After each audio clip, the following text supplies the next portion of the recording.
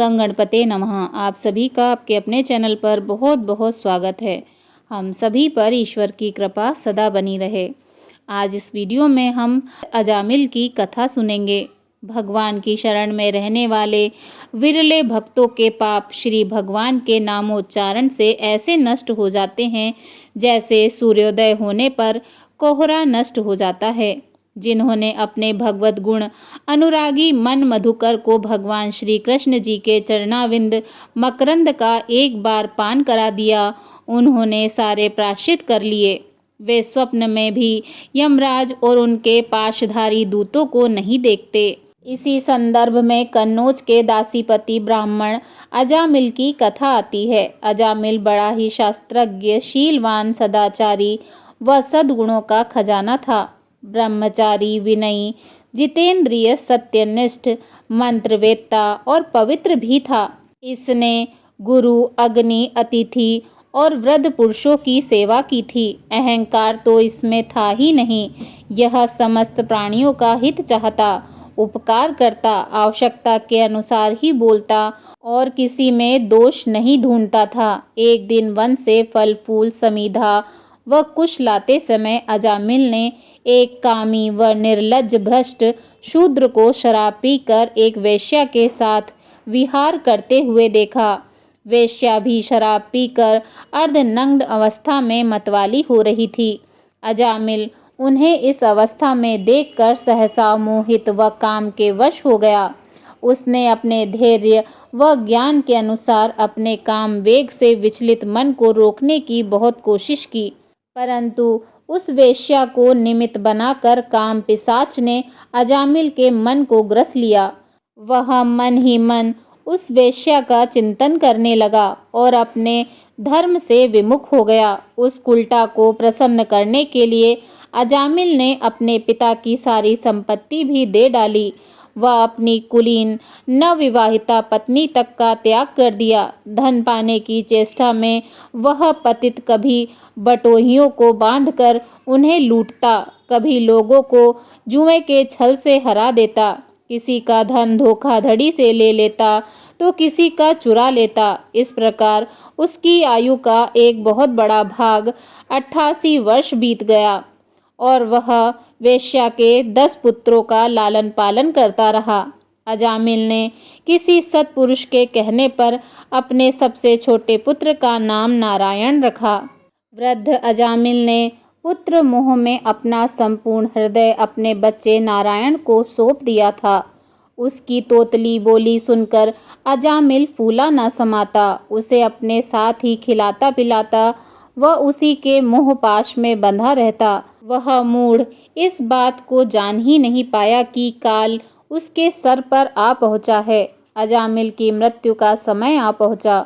उसने देखा कि उसे ले जाने के लिए अत्यंत भयावने 3 दूत आए हैं, जिनके हाथों में फांसी की रस्सी है, मुंह टेढ़े मेढ़े हैं और शरीर के रोए खड़े हुए हैं।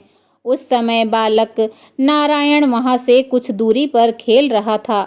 यमदूतों की भयावह छवि से व्याकुल अजामिल ने बहुत ऊंचे स्वर में पुकारा, नारायण नारायण।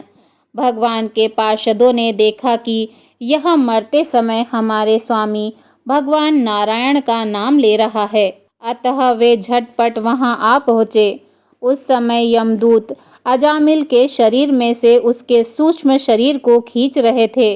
चारों विष्णु दूतों ने उन्हें बलपूर्वक रोका। यमदूतों ने कहा कि इस पापी अजामिल ने शास्त्राज्ञा का उल्लंघन करके स्वच्छंद आचरण किया है। इसने अनेकों वर्षों तक वेश्या के मल समान अपवित्र अन्न से अपना जीवन व्यतीत किया है। इसका सारा जीवन पापमय है और इस पापी के पापों का प्रायश्चित दंड पाणी भगवान यमराज के पास नरक यातनाएं भोग कर ही होगा।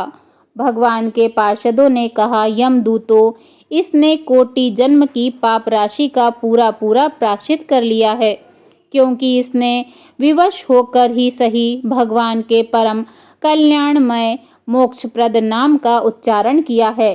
जिस समय इसने नारायण इन 4 अक्षरों का उच्चारण किया, उसी समय इस पापी के समस्त पापों का प्रायश्चित हो गया। भगवान के नाम का उच्चारण बड़े से बड़े पाप को काटने का सामर्थ्य रखता है, क्योंकि भगवान के नाम के उच्चारण से मनुष्य की बुद्धि भगवान के गुण, लीला और स्वरूप में रम जाती है और स्वयं भगवान की भी उसके प्रति आत्मीय बुद्धि हो जाती है।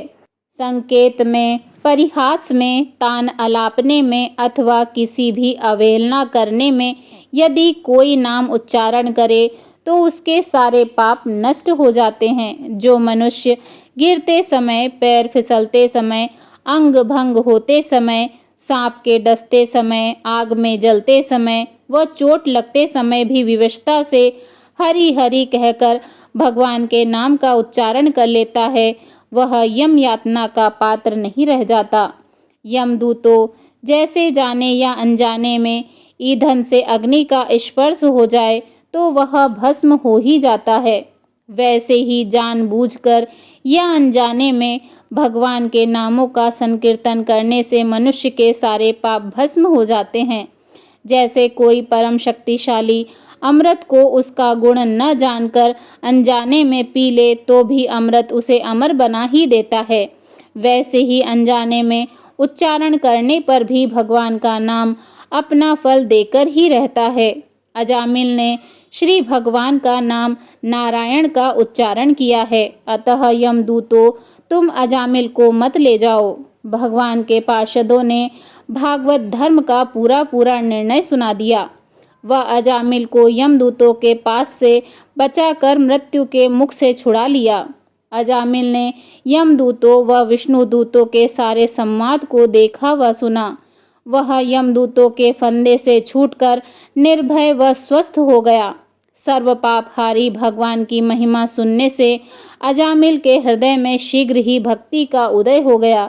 उसे अपने जीवन पर बहुत पश्चाताप होने लगा। उसके हृदय में संसार के प्रति तीव्र वैराग्य होने लगा। अजामिल सबके संबंध और मोह को छोड़कर हरिद्वार चला गया। योग मार्ग व आत्मचिंतन का आश्रय लेकर अजामिल ने इंद्रियों, मन व बुद्धि को विषयों से पृथक कर भगवान में लीन कर दिया। तब उसने देखा कि उसके सामने वही चारों विष्णुदूत खड़े हैं जिन्हें उसने पहले देखा था। अजामिल ने सर झुकाकर उन्हें नमस्कार किया। उनका दर्शन पाने के बाद अजामिल ने उसी तीर्थ हरिद्वार में गंगा के तट पर अपना शरीर त्याग दिया और तत्काल भगवान के पार्षदों के साथ स्वर्णमय विमान पर आरूढ़ होकर आकाश मार्ग से भगवान लक्ष्मीपति के निवास स्थान बैकुंठ को चला गया। भगवान के नाम में इतने पापों को काटने की शक्ति है जितने पाप मनुष्य कर भी नहीं सकता। जो मनुष्य मोहग्रस्त होकर घर गृहस्थी का ही बोझ ढोते रहते हैं और भगवान नाम के दिव्य रस से विमुख हैं, वे ही बार बार नरक यातनाओं व जन्म मरण के चक्र में फंसने के लिए धर्माधिकारी यमराज के सम्मुख लाए जाते हैं। बड़े से बड़े पापों का सर्वोत्तम, अंतिम और पाप वासनाओं का भी निर्मूल कर डालने वाला प्रायश्चित यही है कि केवल श्री भगवान के गुणों, लीलाओं और नामों का कीर्तन किया जाए। भगवान के आश्रित भक्तों की ओर यमदूत आंख उठाकर भी नहीं देखते। कलयुग केवल नाम आधारा, सिमर सिमर नर उतर ही पारा। अगर आप सभी को यह वीडियो पसंद आया हो तो प्लीज़ वीडियो को लाइक करें, शेयर करें और जो मेरे चैनल पर नए हैं प्लीज़ वो मेरे चैनल को सब्सक्राइब करें। धन्यवाद। जय श्री राधे कृष्णा।